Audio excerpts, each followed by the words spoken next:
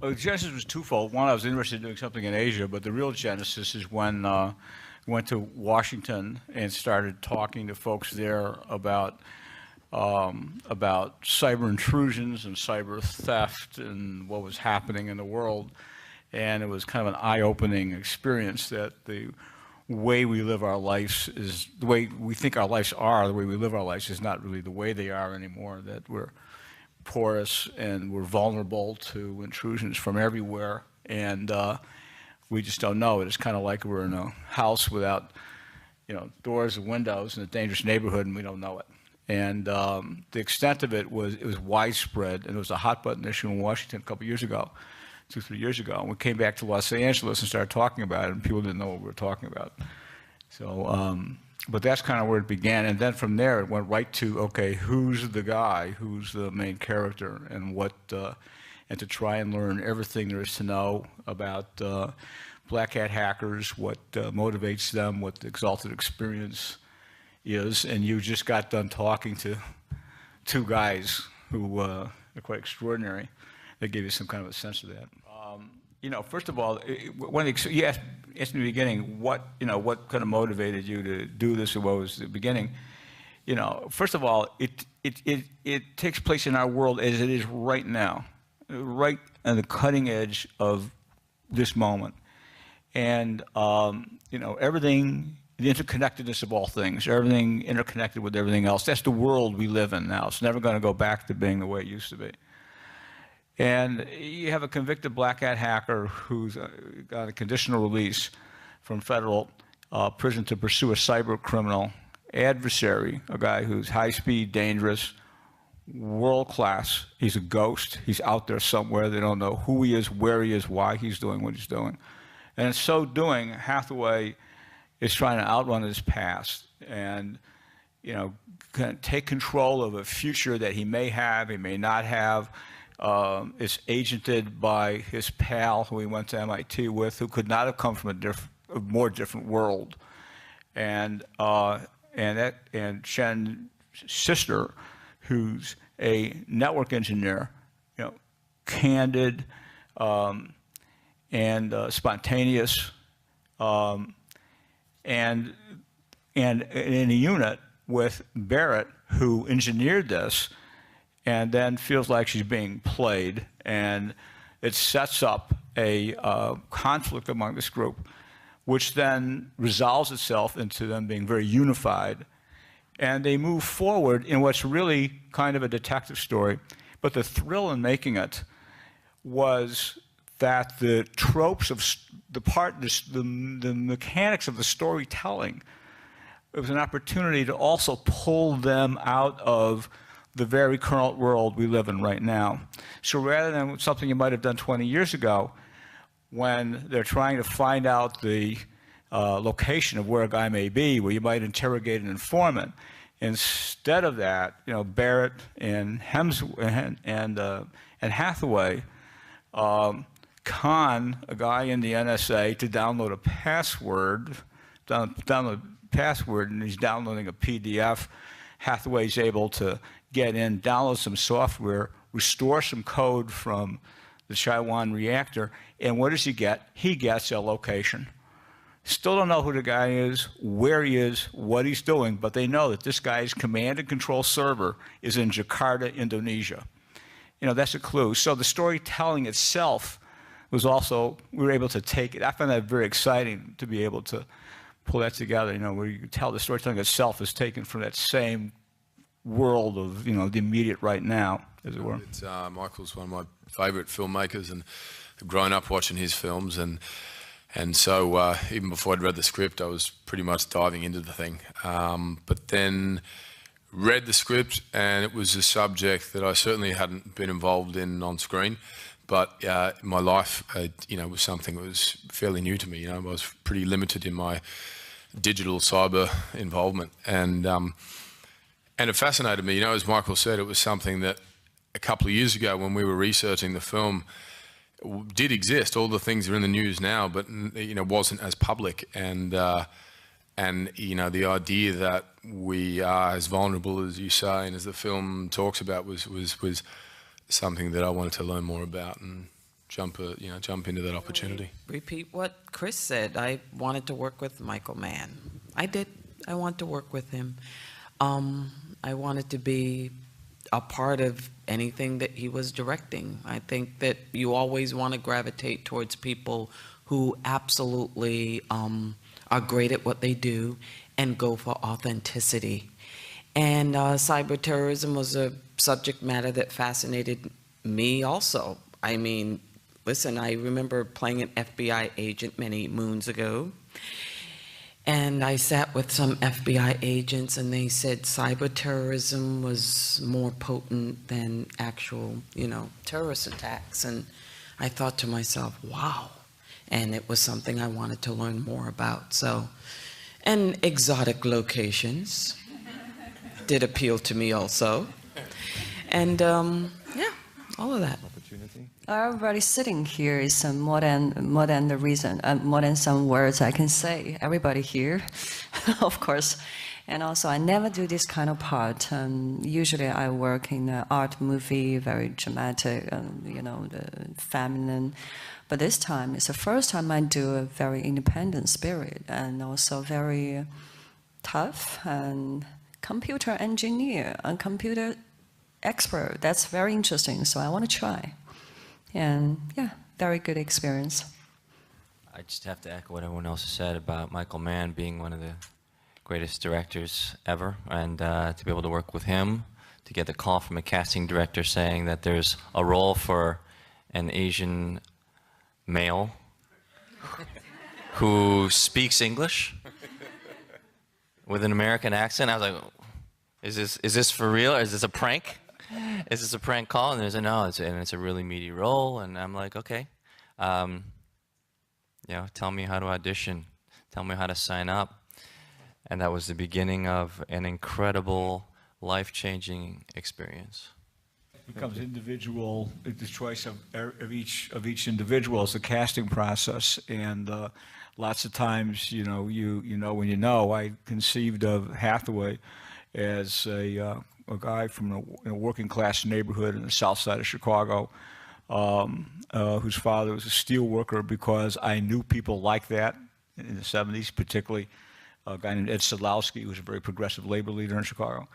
And, there was just a quality of a certain, very bright, very direct, very centered. And, I was sitting with Chris in Costa Rica, and we were just talking, and he didn't know this, but I'm thinking, this is the guy, this is the guy, this is the guy, And it has to do with natively who, Chris is, plus Chris's, enthusiasm for the kind of immersion in a character that then took us to Statesville Prison and, blast furnaces at U.S. Steel at 4 in the morning, and his willingness to kind of lose himself into the moment, which all directors look at, and, Leehom, Tang Wei, Leehom is brilliant, and he's a great musician. And there's this precision and an intellect, and he just, he just fit exactly who I had in mind for Chen. And Tang Wei, within 5 minutes of meeting her in Hong Kong, I knew that she was Lian, and I was asking myself, do I want to let her on that I've already just made the decision, because she's very close to who Lian is as a character. There are very few women programmers in China, and there are even fewer network engineers. And so it kind of bespeaks a certain independence and strong individuality. And that's who Tang Wei is. Viola goes without saying. I mean, Viola is a great, great, great actress. And so I was very fortunate to work with her. But these are all individual casting decisions you make. You make them on every picture. We do a kind of immersive preparation to get into character. And that starts many, many, many months before we start shooting. So whether it's learning coding or Viola learning, she visited Michelle Leonard to the DEA, learning women in law enforcement and attitudes. I mean, you pick up how somebody thinks, what their attitudes are, what their background is, how they walk, how they talk, how they drink a cup of coffee. It's so rich, so it's always a great idea to, from my point of view, to work with actors who were turned on, as all these folks are, by that same thing of that kind of immersive research. And from these guys specifically, it was coding from Panico. It was different kinds of hacking from Chris McKinley spent time with Chris, so Chris could, you know, write code. Paulson had experience as a Blackhat hacker, and that's, you know, how Leehom and Chris and Tang Wei all interacted, you know, with these folks. We heard in Washington after, you know, 2 years ago that I said, am I being paranoid and not wanting to take a laptop to where we're going to look for locations? And they said, none of us ever take our laptops to where we go look for locations. So people who've been in the know have understood the threat for a long time. Chris, would you like that? Yeah, I mean, as Michael said about learning how to write code and understanding the brain of the computer and all that, which was new to me. But I remember asking one of the guys, I said, knowing what you know, because it became evident pretty quick that we knew nothing, or the majority of us knew nothing compared to what these guys knew. And I said, knowing what you know, you exist behind the curtain, so to speak, and you see behind the curtain. Do you look at the world differently? Do you feel you have an upper hand? And he just started laughing. He said, man, people have no idea how exposed they are and vulnerable and what's possible. And that's it. That's the power now. Is the brain? It's, you know, not just in the criminal world, but anywhere. Is that they're the guys that are the superheroes, you know, and that sort of highly intelligent, you know, alien type advancement that these guys seem to you know, have within themselves was something that every day impressed me, and a lot of different things I'd pick up, you know.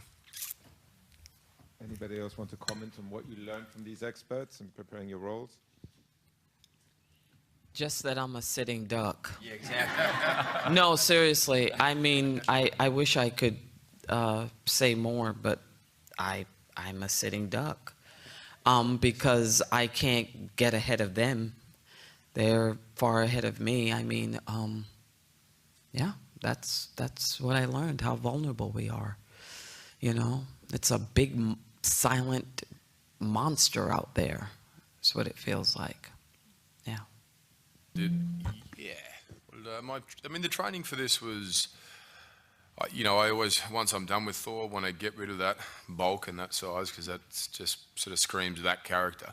And so, but I wanted to do my training, instead of just running on the treadmill and trying to get rid of the weight, mainly built in some sort of martial arts. And I'd boxed a lot in the past and done a lot of Muay Thai. And me and Michael talked about, you know, the time he'd spent in prison. You know, you go in one person and come out another.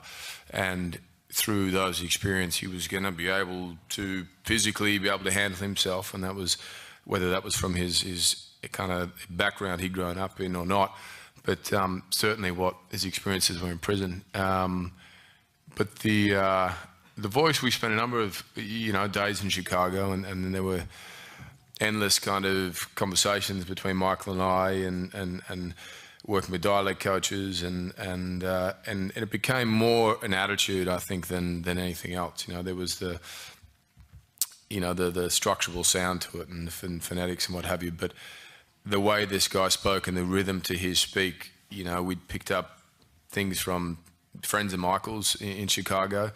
Also, we went to certain prisons and spoke with people the way guys in prison speak, and there's a rhythm and a bounce, and that indicated it. But you know, Michael was, I mean, I had dialect coaches, but Michael was my kind of guide. You know, he was from the place and knew what he was after. Definitely, of course, that's not my mother tongue. Even just like Cantonese, I speak very fluent Cantonese, but when I'm doing a movie in Cantonese, I still have problem. Yeah, but English, I think, I love language. I love learn languages. Like actually, computer code, it's another language as well. So that's why I'm really curious to join this movie, what I can learn. And yeah, through the movie, I think more about is how great the experience to work with Michael and Chris and Leehom and Viola. So language getting the second thing. So the experience work with such a amazing team is more important, and I got a lot. And about travel, I would say I travel quite a lot. I'm very used to it, like flying around the earth. It's very used to it. I think we all similar. Yeah. Well, you try to find places that, I mean, first of all, I mean, with a visual medium, you know, it's a kind of interweaving of text, music, visuals, the story, dialogue, people, and, you know, you want places to feel evocative of what the scene's about. That's where it begins. So if it's tense, you don't want to be in a room like this. If there's tension, you want to be in a room that has a very low ceiling. And you try to convey these things that we all as audience feel. And I find Asia a very exciting place to go. And I mean, the ultimate thing is that, you know, is that you know, a location that makes the scene come to life. If we can make the scene come to life, then it comes alive for all of us. For the actors walking in the room, they look out the window of like the Hong Kong safe house, and they see all this life on Kowloon. And it's really there. It's not digitally put in, and we're not looking at a green screen where the gaffers put up a piece of tape and said, "You see that piece of tape? That's not really a piece of tape. That's the rest of the street. This is the real thing. We're really there. You're really seeing that out the window." And you walk to work, and you walk up the narrow staircase and all the smells and everything else, and that's really the place. So that, because we're all real complex organisms, we're all perceptually way more brilliant than we even know we are. We take everything in, and all these great actors take all of that in, and they really feel they're walking on Wusong Street in Kowloon to their safe house because they're walking on Wusong Street in Kowloon to their safe house. You know? So those are the kind of decisions. For the end of the film, it became, what's the most alien landscape? These two fugitives who are very much underdogs and being hunted, but nevertheless are hunting with improvised weapons and everything else. What's the most alien landscape I can imagine to put them in? And that became, you know, Jakarta and that ceremony. One of the great things that I learned from Michael Mann about location scouting was the best way to do it is in a helicopter. That's something he told me. He's like, Leehom, you gotta know, and if you ever want to do location scouting, go up in a helicopter. And he spent so many days up in a helicopter in every single city, and then when he'd see something that struck his fancy, you know, he'd go check it out.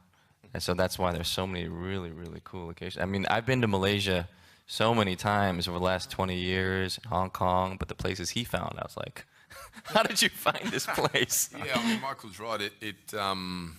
You know, you could shoot in the back lot of LA somewhere in a parking lot and mock it up, or a green screen, which I've had plenty of over the years. But you have a visceral, physical response to being in those places, and the sights and sounds and the smells just bring something else out in you, and you're not having to fake that or imagine that. It's there, and it becomes as much an actor, something you bounce off, as the other people you're working with. You know, so it was such a treat to work in those places, which, you know, were loud and noisy. And I remember a lot of the time the sound guys worrying about, we can't shoot this, we can't, you know, there's too much noise. And Michael said, no, just keep going, this is great. And so it sounds unlike anything else, you know, it looks like anything, unlike anything else. And I wish you could always shoot like that, you know, and it was great. Well, I'd never been to that part of the world. I loved it. And, you know, the location is another character. It really is. It can't be recreated on a sound stage. Yeah, you can imagine it, but I'd rather not. But the heat, Kowloon, the noise, everything was just different. It just was a different world that I know for myself, as imaginative as I feel I am, I would not have been able to go there. I had to be there. And that safe house, it was just the closed-in space and being with all these people and the sounds and the life going on outside, and it was pretty extraordinary. It's like I said, it's a character in and of itself. Oh, when Leehom said a helicopter, I remember when I was in Singapore, I was sitting in the room and waiting, and then I see a helicopter and heard about Michael is going to do some like searching some location or something, and then it just passed, and then after a little while, passed again, and then passed again. How many circles it turned in the sky? I want to ask. Yeah, just I see you all the time, and also yeah, for me as well. The little plane, how to say, the little plane with Chris, we were in, Yeah, I mean the King Air? Yeah, in Hong Kong. Yeah, I'm talking about you mean the plane? Yeah. Wait. I just, wow. When we were in the sky for probably more than half hour, I'm asking, where's Michael? And that they are still haven't left the land, haven't left the ground. They were in the King Air, flying out of in the scene where they're flying out of Hong Kong, and we were in a helicopter shooting it. Yeah. And we shot it. Flying up beside us. Lots and lots. But and actually, all of our you're families. so far from the plane. How can you see us? Yeah, we didn't shoot that on the ground or a set. We were in the plane up there. Yeah, we and both. With him flying by. Yeah, we almost got sick. Sick, yeah. We're just holding. We're doing laps because when Michael. And I remember I was because I passed several times of my how to say, my office, not my office, my company office is in Kamjong. So and then I finally I started sending message. Hey, can you see the plane? And they said no. Okay. Wait, we will pass again.